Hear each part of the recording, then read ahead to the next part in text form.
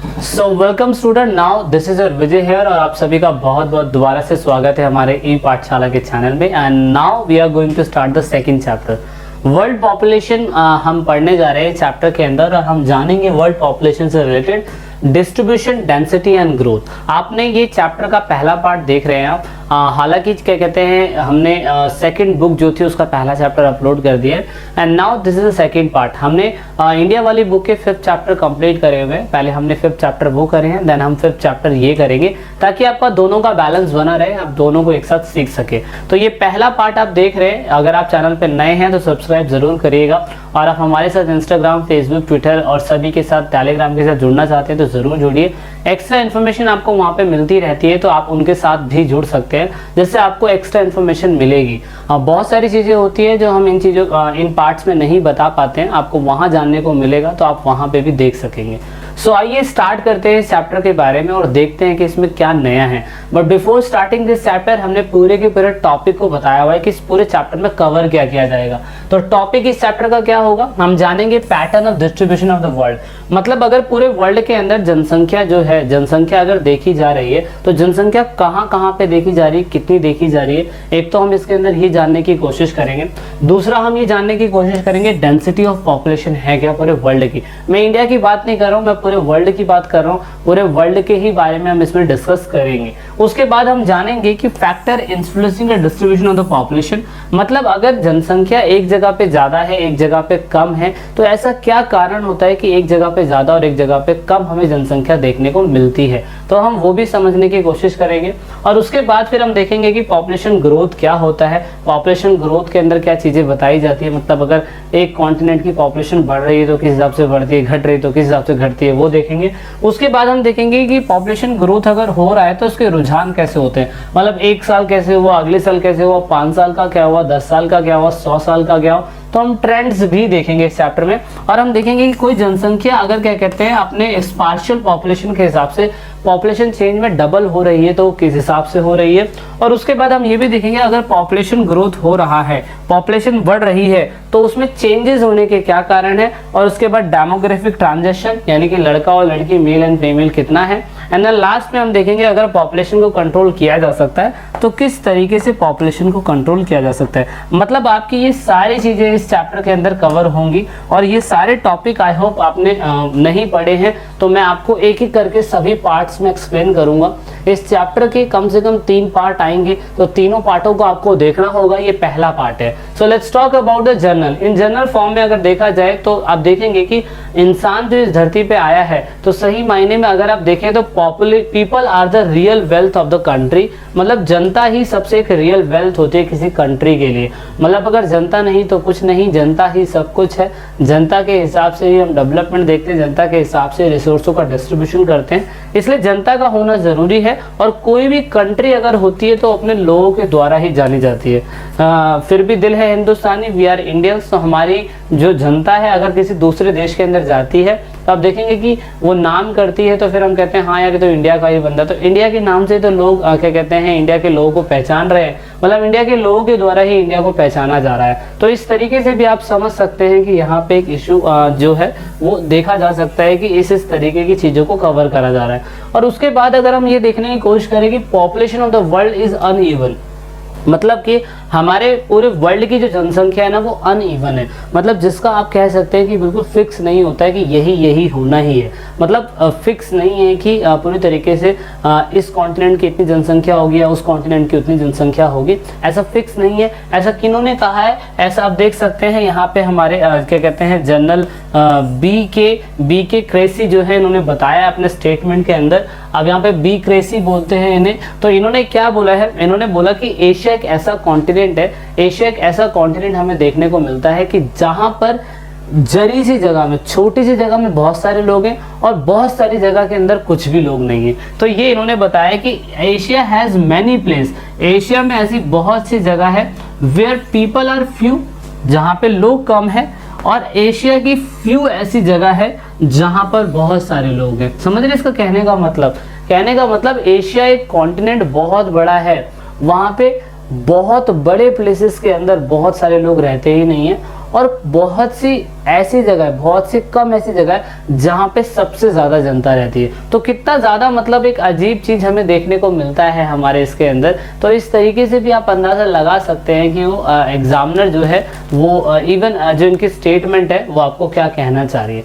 I hope आपको clear हो रहा होगा चीज़ों का कि मैं क्या कहना चाह रहा हूँ। ठीक है, अभी आपको इतना समझ में आ गया। अब हम देखने की कोशिश करेंगे यहाँ पे जो पैटर्न ऑफ पॉपुलेशन डिस्ट्रीब्यूशन हो किस हिसाब से, मतलब population distribution and density help to understand the demographic characteristics by of any area. यहाँ पे आप देखने की कोशिश करेंगे कि जो क्या कहते हैं डिस्ट्रीब्यूशन ऑफ पैटर्न है वो पूरी तरीके से क्या बताने की कोशिश करता है, the way the people are spaced over the earth surface.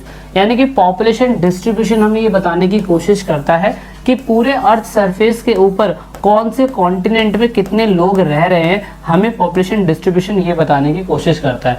अगर ये पॉपुलेशन डिस्ट्रीब्यूशन बताने की कोशिश कर रहा है तो फिर आप ये भी नोटिस करेंगे कि पॉपुलेशन डिस्ट्रीब्यूशन के हिसाब से हम पॉपुलेशन के पैटर्न को समझते हैं, और पॉपुलेशन के पैटर्न को समझने के हिसाब से फिर हम पॉपुलेशन डेंसिटी को समझ लेते हैं। तो ये एक इंपॉर्टेंट चीज़ है हमारे पॉपुलेशन डिस्ट्रीब्यूशन के बारे में, जो हमारे लिए बहुत ज़्यादा ज़रूरी है।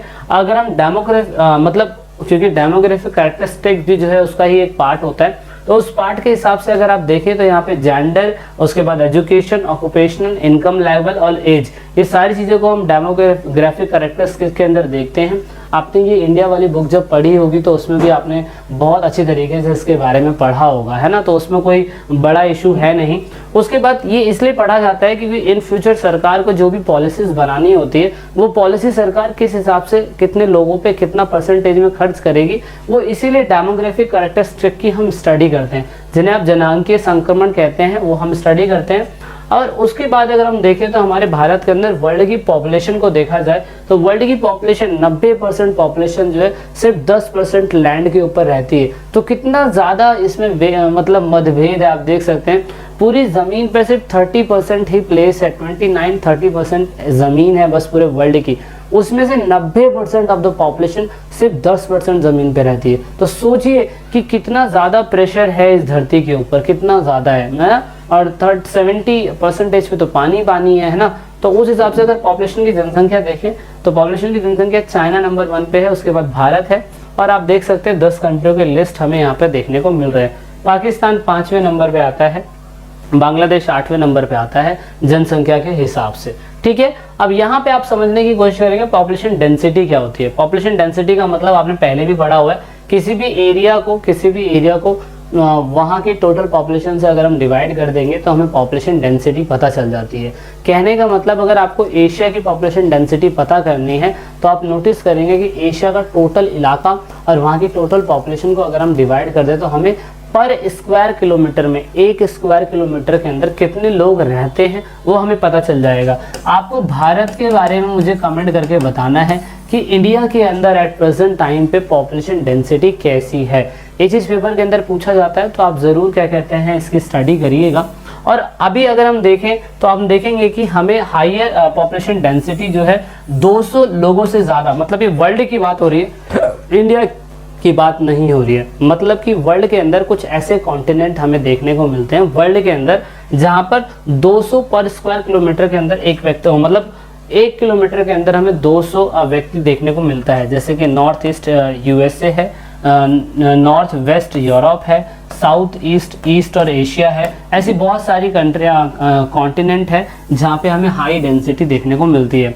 उसके बाद लो डेंसिटी हमें कहाँ देखने को मिलती है, कोल्ड डेजर्ट एरिया पे, हॉट डेजर्ट एरिया पे, लो लैटिट्यूड एरिया पे, जहाँ पे 1 किलोमीटर के अंदर सिर्फ हमें एक ही व्यक्ति देखने को मिलता है। उसके बाद क्या कहते हैं, मीडियम अगर डेंसिटी देखी जाए तो मीडियम डेंसिटी के अंदर हमें 11 से 15 लोग जो हैं एक प्लेस पे देखने को मिल जाते हैं। ये मीडियम हमें बताने की कोशिश करी गई है। तो ये चार्ट आपकी बुक के अंदर बना हुआ है, आप इस चार्ट को स्टडी कर सकते हैं। इसमें बताया है कि एशिया का लगभग पर स्क्वायर किलोमीटर 146 लोगों का है, उसके बाद अफ्रीका का है, उसके बाद यूरोप का है, लैटिन अमेरिका अंदर करीबन का है, नॉर्थ ईस्ट अमेरिका का है, और ओशिनिया मतलब जो ओशन के आसपास के इलाके हैं, ओशन में जो कॉन्टिनेंट पे रहने वाले जगहें हैं, उनमें सिर्फ 5 लोग ही पर स्क्वायर किलोमीटर पे आते हैं। तो एशिया पे आप देख सकते हैं सबसे ज़्यादा पॉपुलेशन डेंसिटी है, क्योंकि यहाँ पे सबसे ज़्यादा पॉपुलेशन रहती है। एशिया बहुत बड़ा कॉन्टिनेंट है, इवन सबसे बड़ा कॉन्टिनेंट एशिया ही है।